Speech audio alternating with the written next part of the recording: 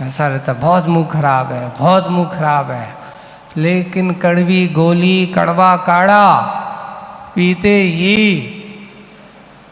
जैसे ही अंदर जाता है तो जो जिसके अंदर कड़वापन आया तो वो कड़वापन अंदर गया, उसने अपना काम किया, निकाल करके बाहर कर दिया। अब आप कहते हो अब तो मैं बहुत अच्छा हूँ, अब तो मैं क्या हूँ, बहुत अच्छा हूँ।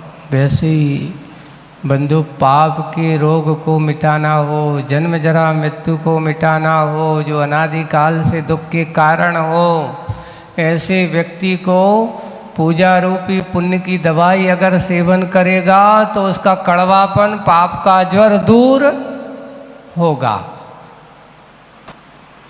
इसलिए संसारी आत्माओं को यही कहा जाता है कि अगर तुमने पूजा नहीं की तो तुम्हारा संसार का रोग का अंत होने वाला नहीं है। इसलिए जन्म जरा मृत्यु रोग निवारण करने वाली अगर कोई है तो वो है भगवान की पूजन रूपी पुण्य। अब वो पुण्य को अच्छा बनाओ।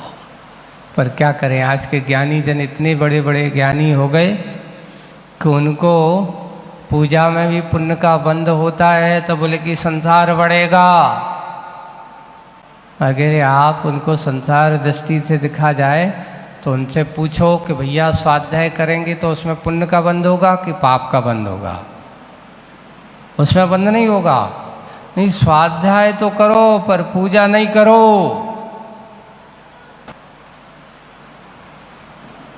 स्वाध्याय करना, घंटा 2 घंटा बैठे रहो।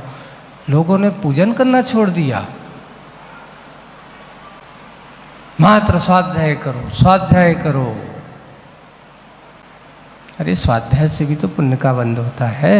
मैं ये नहीं कह रहा हूँ कि स्वाध्याय से पाप का बंध होता है, लेकिन सबसे पहले आवश्यकों में स्वाध्याय को तीसरे चरण पे रखा है। पहला चरण पे क्या रखा? देव पूजा। दूसरे चरण पे गुरु उपासना। तीसरे चरण पे रखा स्वाध्याय। तीसरे चरण पे रखा है स्वाध्याय को। इसलिए श्रावक के कर्तव्यों को पालन करने वाला श्रावक जो है, सबसे पहले देव पूजा के बिना उसका जीवन अधूरा है। अगर मनुष्य बनकर के जैन कुल में आकर के अगर आपने पूजन नहीं की तो इस कुल में पुराना पुण्य का उदय तो था जो तुम्हें ऐसे जिनेंद्र भगवान का कुल मिल गया। लेकिन अब अगर तुमने सुबह भगवान का अभिषेक हो रहा हो और तुम सो रहे हो तो यानी अपनी श्रावक कुल की पर्याय का दुरुपयोग कर रहे हो। आप सब लोग सदुपयोग नहीं कर रहे हो। जागो, सुबह से उठ कर के भला ही उनसे कहते हैं हम कि भाई अगर तुझे ज़्यादा नींद आती है तो आती है, कोई बात नहीं, एक काम कर, थोड़ी सी 1 घंटा का नींद को विराम दे दे, अच्छे से जा कर के भगवान का अभिषेक पूजन करके चले जा, फिर सो जा।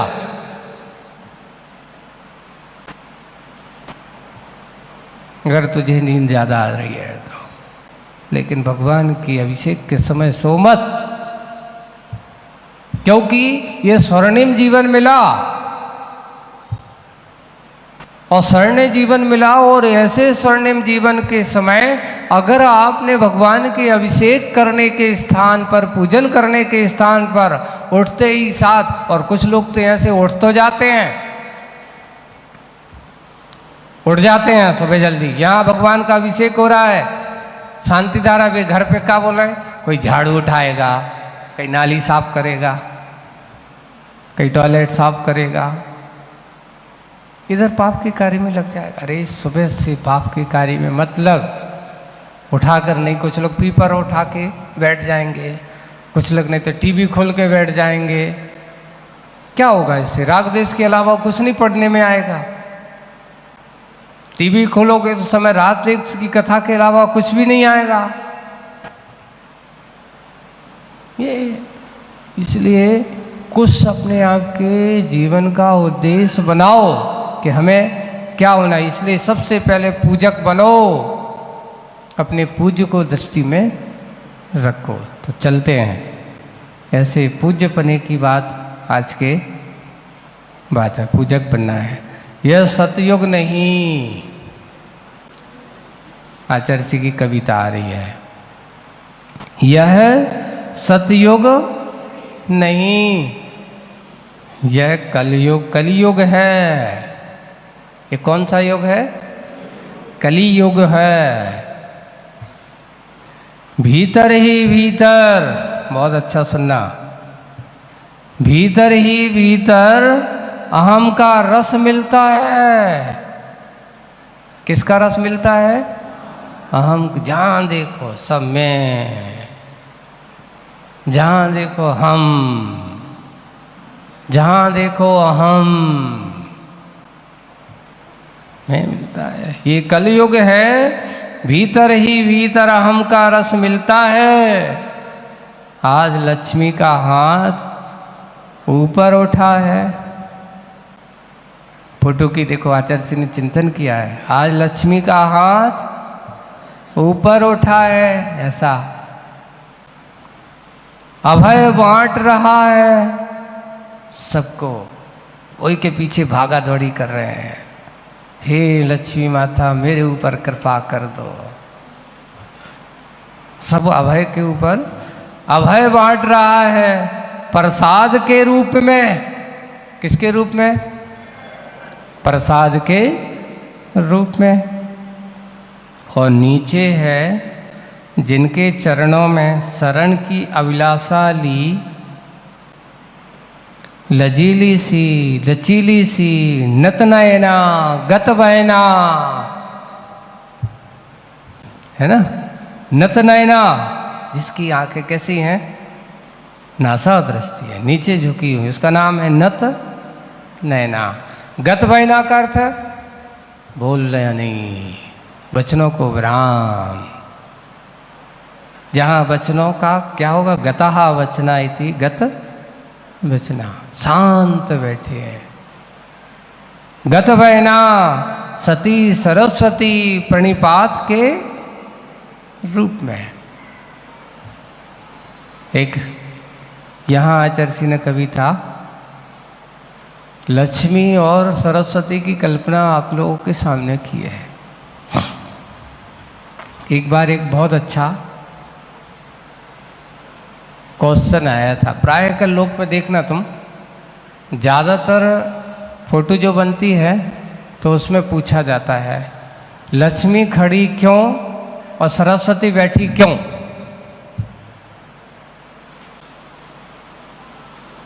सरस्वती खड़ी क्यों और लक्ष्मी बैठी, वो सॉरी, लक्ष्मी खड़ी क्यों और सरस्वती बैठी क्यों? प्रश्न आपके सामने है, उत्तर भी आपके सामने है। क्यों? आप गौर करना। लक्ष्मी कहती मेरे भरोसे मत बैठना कि मैं तेरे ही साथ रहूंगी, कोई भरोसा नहीं, आज तेरा पुण्य तो मैं तेरे साथ हूँ और तेरा पुण्य हाथ से गया तो कल किसके पास चली जाऊँ, कोई भरोसा। एक समय वो था कि ऐसा भी हो सकता है कि जो तुम्हारे यहाँ नौकर था वो कभी मालिक बन सकता है, और मालिक भी कभी ऐसा हो जाता कि नौकर भी बन सकता है। ये लक्ष्मी की विशेषता है। किसकी विशेषता है? इसलिए वो हमेशा खड़ी है। लेकिन सरस्वती का विशेषता क्या है? जहाँ एक बार बैठ गई, वो कहती है मैं कभी तुम्हारे पास से जब जाने वाली, एक बार कुछ ज्ञान प्राप्त करके तो देखो, उसको आत्मसात करके तो देखो, उसको आद्योपात जैसे कोई है अच्छा पढ़ लिख करके बड़ा है, डॉक्टर बना है, वो धीरे धीरे उस विषय पे अगर उसने डॉक्टर या कोई बना हुआ है तो और विशेष रूप से बढ़ता ही चला जाए। सरस्वती की विशेषता है कि जितना जितना पढ़ते चले जाओगे, उसका अध्ययन करते चले जाओगे, उतने उतने उसकी गहराई में और उतरते चले जाओ। ऐसे ही वो बैठी इसलिए जहाँ बैठ जाती है वो उसकी हो जाती है। वो हम तुम्हारा साथ देंगे, इसलिए भागने का काम नहीं। इसलिए सरस्वती बैठी है।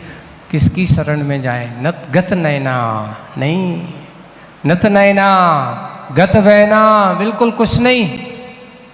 मांग भी नहीं है कि तुम मेरा करो तब मैं तुम्हें दूंगा। अच्छा ये बताओ, ग्रंथ में अपन पढ़ते, जैसे आज अपन ने कविता पढ़ी, आपको सारभूत बात मिली, लेकिन सारभूत बात है जब तक तुम मुझे इतना पैसा नहीं दोगे तब तक मैं तुम्हें ज्ञान नहीं होने दूंगा, ऐसा कहा? नहीं कहा।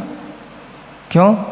ज्ञान के ऊपर कोई अंकुश नहीं लगा सकता, उसको कोई बांध नहीं सकता। इसलिए सरस्वती की विशेषता।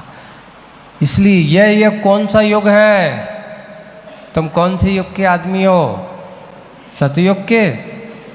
किसे कहते हैं सतयुग और किसे कहते हैं कलयुग?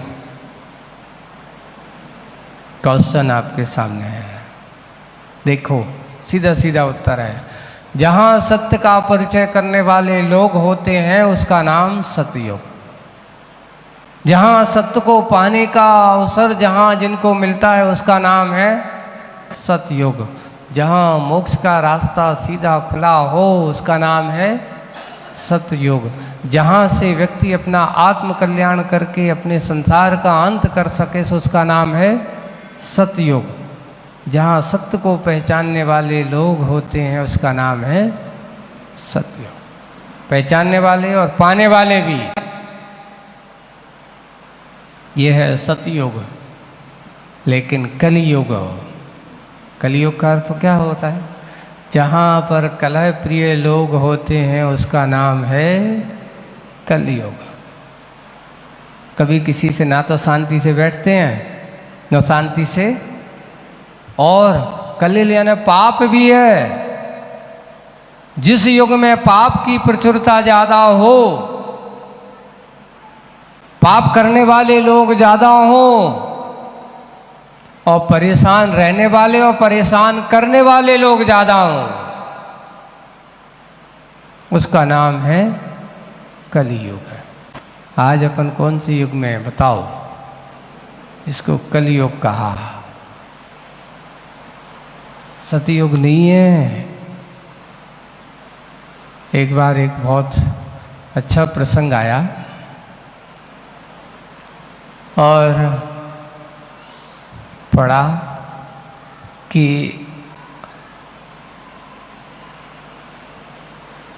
बहुत सारे व्यक्ति ऐसे धर्म के विरुद्ध कार्य करने वाले थे उस समय, यानी सतयुग में। तो उनको अभिशाप मिला। अभिशाप क्या मिला? अभिशाप ये मिला, उनको ये नहीं कहा कि तुम ऐसे बनो, तुम अभी जाओ, अब इस भाव में तो तुम्हारे लिए अच्छा नहीं है, अगले भाव में जब तुम्हें मनुष्य पर्याय मिलेगी तुम मनुष्य पर्याय में जाकर के यहाँ नहीं, सतयुग के आदमी नहीं, आगे आने वाले कलयुग के आदमी बनो, ये कहा। अर्थात तुम्हारे जीवन में शांति का अनुभव होने वाला नहीं है। बंधुओं, आज की कविता में अर्थात ये भी सोच लेना कि कलयुग भी हमारे साथ है और सतयुग भी हमारे साथ है। हम कलयुग को भी सतयुग बना सकते हैं पुरुषार्थ के माध्यम से। कैसे? श्रावक के 6 आवश्यक आपके सतयुग का परिचय देने वाले हैं। चौथे काल में भी श्रावक थे, वे भी देव पूजा आदि काम करते थे। ये आवश्यक 6 आवश्यक तुम्हारे इस काल कलयुग की अपेक्षा से नहीं है। जब हमारे तीर्थंकरों की वाणी हुई थी तब वे तीर्थंकर भी हमारे सतयुग में ही हुए हैं, चौथे काल में ही हुए हैं। उस समय उनने उपदेश दिया था कि श्रावक के आवश्यक कितने हैं? 6। कौन कौन से?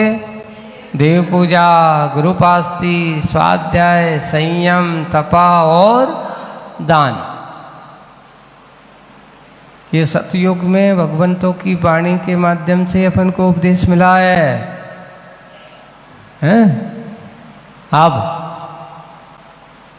कलयुग में भी 6 आवश्यक आप लोगों को करने का अवसर मिला हुआ है। देखो इतना अच्छा भगवान का जिनायतन साक्षात तीर्थंकर नहीं है, पर क्या हम कलयुग में सतयुग जैसा आचरण नहीं कर सकते? कर सकते हैं, बन सकते हैं।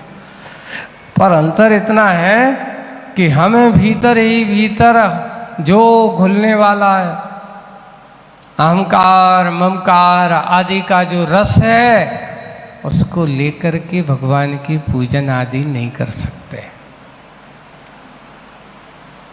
भगवान के पास जब अपन जाते हैं और ऐसे हाथ जोड़ करके अपन क्या करते हैं? नमोस्तु भगवान, है ना? तब ये कहते हैं नमोस्तु भगवान। जैसे ही नमोस्तु करते हैं अर्थात मैं भगवान आपके चरणों में नतमस्तक हूँ, नमस्कार करता हूँ, यानी अपने अहंकार को नष्ट कर रहा हूँ। नमोस्तु करना अर्थात अपने ममकार अहंकार को दूर करने के भाव से भगवान के चरणों में नतमस्तक होना, उसका नाम है नमोस्तु।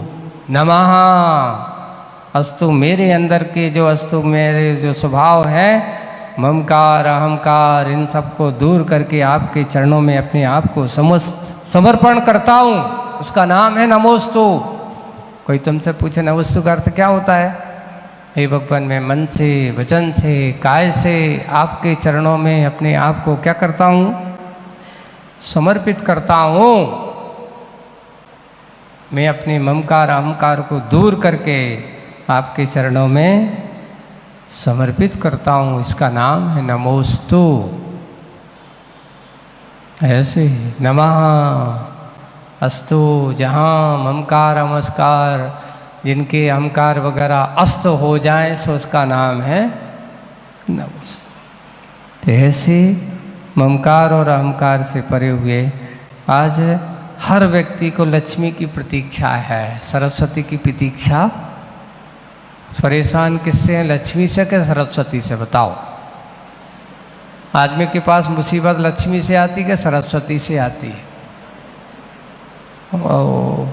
अभी सुनेंगे इसकी बात और समझेंगे। आज का अपना समय हो गया, आज बस इतना ही। अभी लक्ष्मी और सरस्वती की बात और है, इसको समझेंगे बाद में। बोलिए परम पूज्य आचार्य गुरुवर श्री विद्यासागर जी महाराज।